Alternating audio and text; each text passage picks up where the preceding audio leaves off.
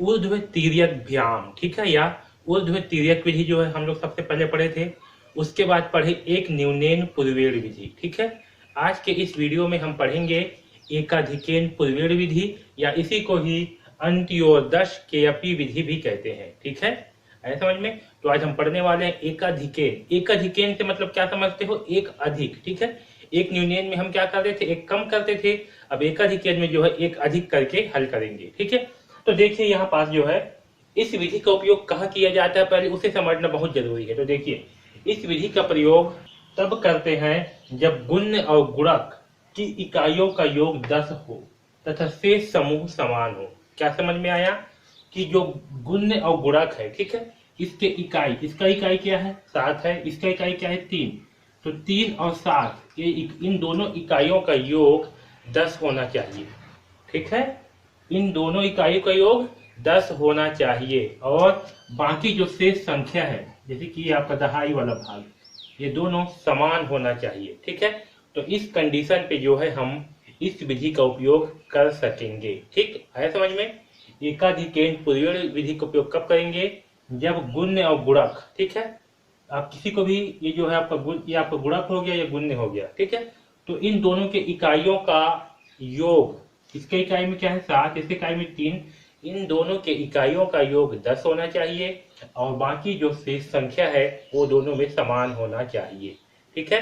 तो इस प्रकार के प्रश्नों में, इस प्रकार के गुणा में जो है हम एकाधिकेन पूर्वेण विधि की सहायता से बहुत ही स्पीड से और बहुत ही जल्दी गुणा कर पाएंगे। आप देखते ही देखते जो है इसको गुणा कर सकेंगे। हो सकता है अगर आप ज्यादा अभ्यास किए तो आप जो है केवल प्रश्न को ही देखेंगे और आपके पास आंसर होगा, ठीक आया समझ में।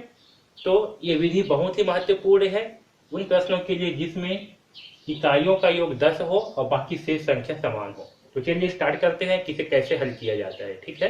तो चलिए पहला प्रश्न को हल करते हैं, ठीक है। क्या है 13 × 17, क्या दिया है 13 × 17। तो देखिए हम क्या करेंगे, जो उत्तर वाला भाग है यहाँ इसके बीचों बीच में एक लाइन खींच देंगे। क्या करेंगे, एक लाइन खींच देंगे। अब इसमें दायां और बायां भाग बन गया, ये आपका दायां भाग होगा और ये आपका बायां भाग होगा, ठीक है। अब देखिए सबसे इंपॉर्टेंट, ये जो आपका प्रश्न दिया हुआ है तो इसमें का आपका बायां भाग कौन सा है, ये आपका दायां है, ये बायां है, ठीक है, ये आपका बायां भाग है।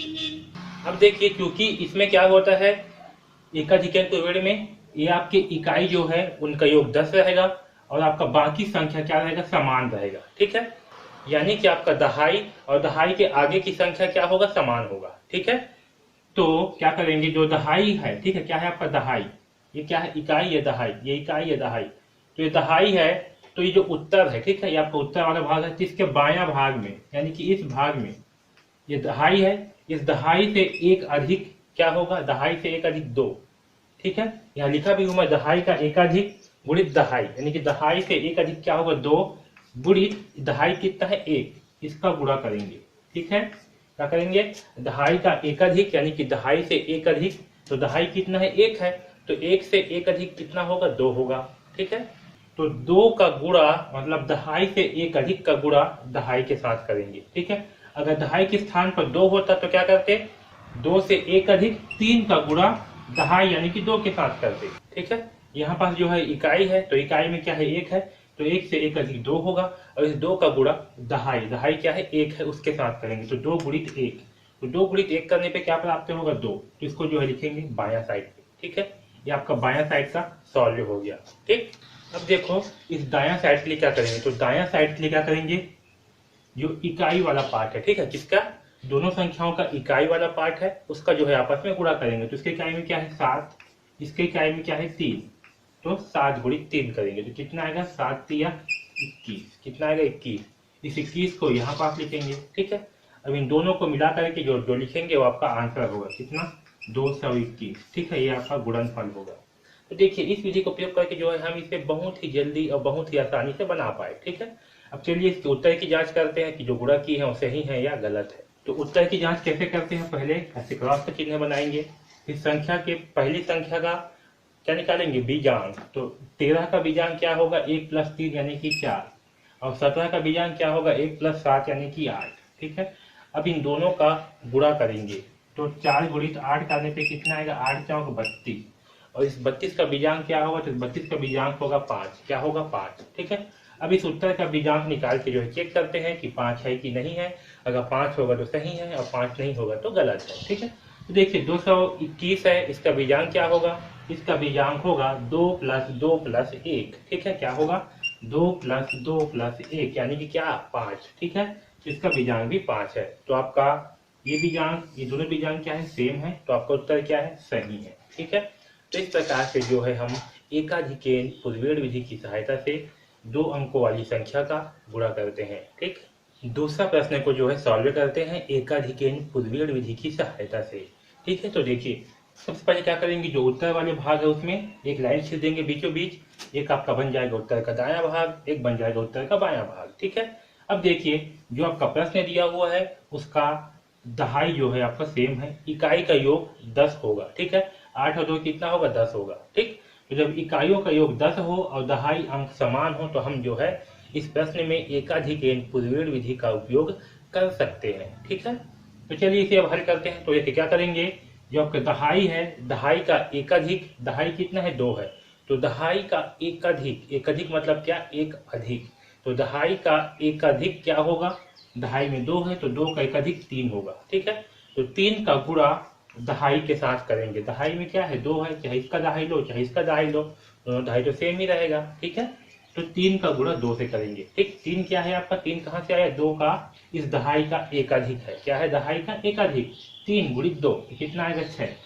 ये हुआ आपका बायां साइड का भाग का। ठीक है, क्या हुआ आपका बायां साइड का, में इसे लिखेंगे। ठीक है, तो आपका बायां साइड है तो यहाँ पर लिख दिए 6। ठीक है, अब देखिए दायां साइड के लिए क्या करेंगे, तो दायां साइड के लिए ये जो दोनों संख्याएं हैं इसके इकाइयों का गुणा करेंगे। क्या करेंगे, इसके इकाइयों का आपस में गुणा करेंगे।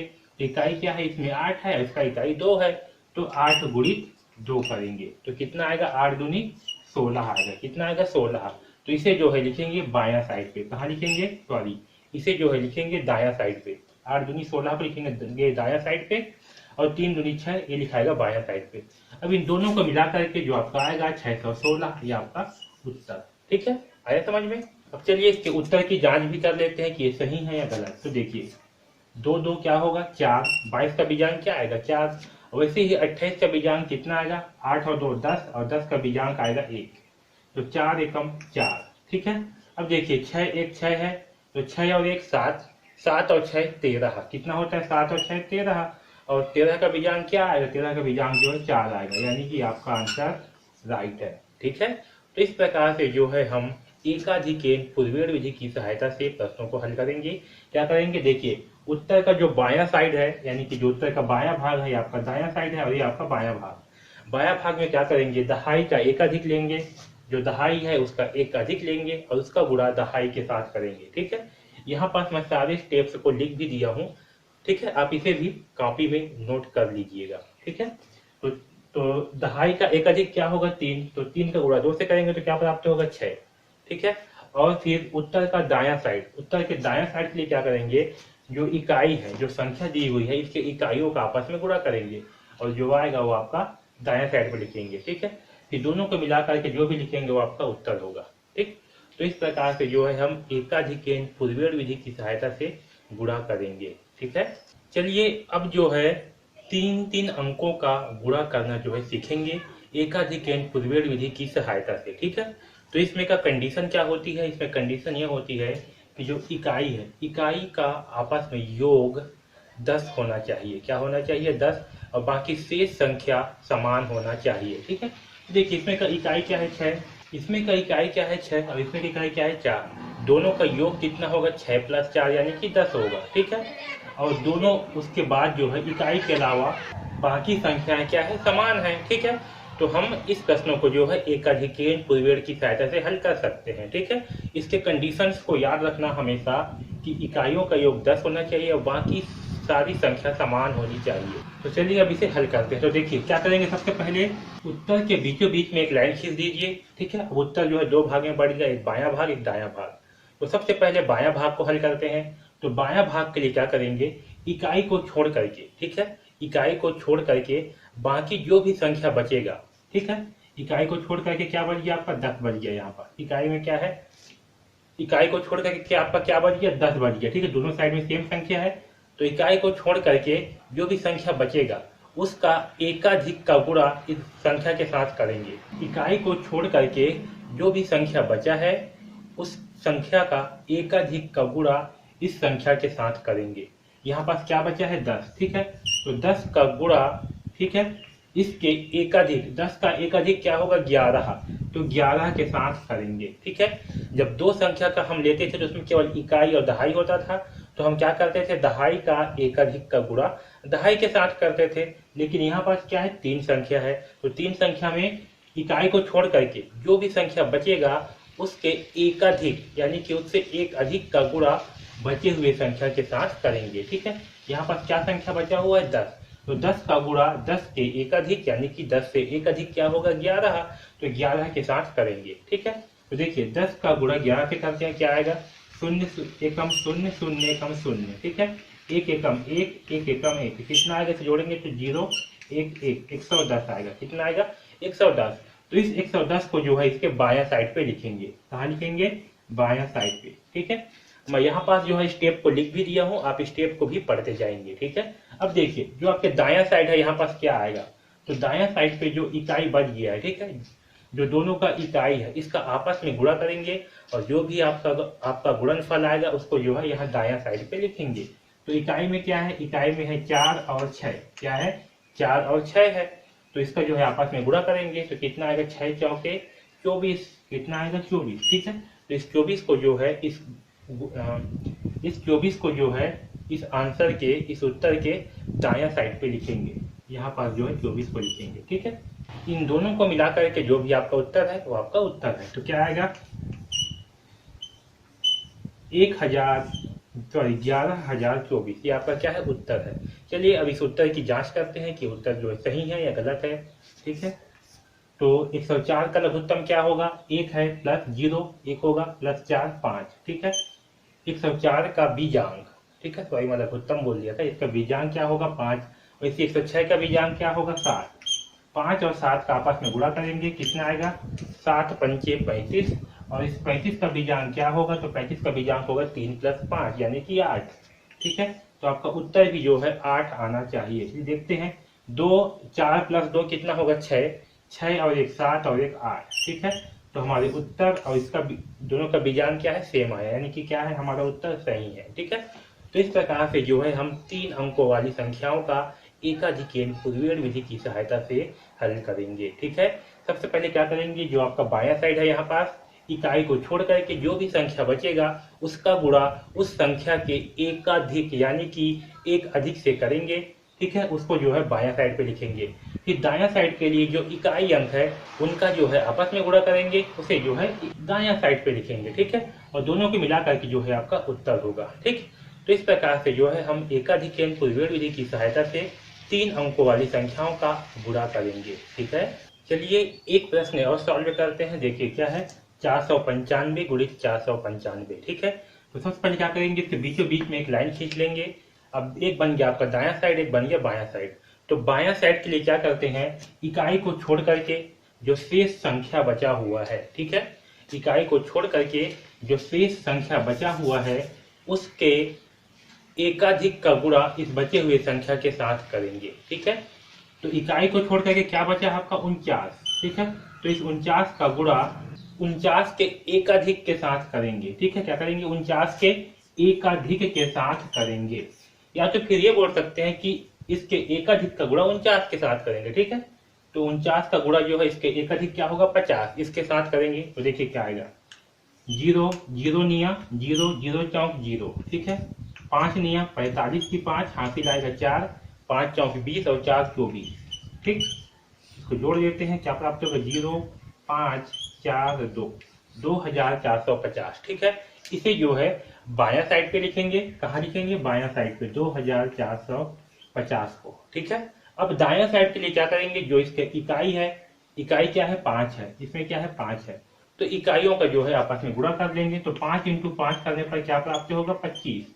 इस 25 को जो है इस दायां साइड पे लिखेंगे। ठीक है, और यही जो है हमारा उत्तर होगा। ठीक है,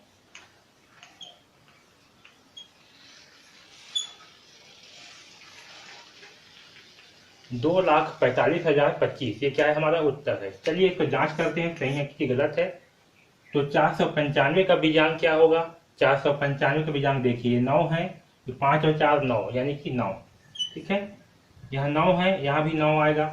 तो 9 और 9 का बीजांक, तो जिस भी संख्या के साथ 9 का गुणा होगा उसका बीजांक भी क्या आएगा, हमेशा 9 ही आएगा। देखिए 9 यहाँ क्या होगा 81, और 81 का बीजांक क्या आएगा 9। ठीक है, तो हमारा भागफल भी क्या आना चाहिए, 9 आना चाहिए, भागफल का बीजांक भी, सॉरी इस गुणनफल का बीजांक भी 9 आना चाहिए।